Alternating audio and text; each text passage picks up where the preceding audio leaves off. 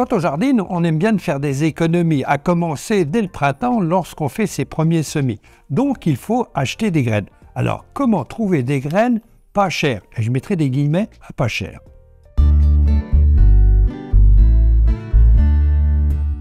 Alors si vous recherchez des graines vraiment très peu chères, à partir de 30 centimes, vous allez les trouver dans les hard discount. Alors, il faut bien reconnaître que la gamme est assez limitée.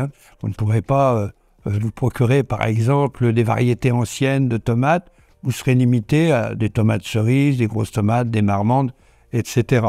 Alors, le grammage aussi n'est pas très important. Alors, méfiez-vous, lorsque vous allez vous procurer ces graines, alors elles sont valables, on ne va pas dire qu'elles ne le sont pas, mais le grammage est tellement petit que si vous avez des grandes quantités à semer, si vous voulez faire un réassort, vous réapprovisionnez en graines, sachez que ce genre de magasin ne se réapprovisionne pas. Quand il n'y en a plus, il n'y en a plus. Chez les spécialistes du jardin, ainsi que dans la grande distribution, vous allez trouver des graines relativement assez chères. Et c'est le cas des haricots, par exemple. Mais si vous regardez le grammage, par exemple, ces haricots qui font 200 voire 220 grammes, vous en avez pour 24 kilos de récolte. Pourquoi ne pas les partager avec votre voisin? Et votre voisin vous échangera d'autres graines. Et puis l'intérêt, mais ça vous permettra d'avoir davantage de variétés et des graines de qualité. Toujours dans le but de faire des économies en achetant des graines pas chères, il faut regarder aussi un point très important, le pouvoir germinatif. Alors, il faut retourner les paquets de graines et vous allez voir qu'il y a une date en bas. Alors souvent, il y a la mise en sachet, mais le plus important, c'est la date jusqu'à quelle époque ces graines sont capables de germer. Allez, on imagine qu'on achète un paquet de graines grand format de radis. Il y en a beaucoup trop, vous allez en semer un petit peu, et en fin d'année, il vous en restera. Vous refermez votre paquet, et l'année prochaine, vous pourrez poursuivre vos semis, surtout si vous avez été satisfait des graines. Or, si vous achetez, par exemple, des graines en hard discount à très peu coût, alors bien entendu, ils sont très intéressants, mais si vous calculez le nombre de graines, il y a 3 grammes de graines dans ce genre de paquet, eh bien vous allez faire un semis et c'est tout. Il n'y aura pas de réassort, mais économiquement, ils valent quand même le coup.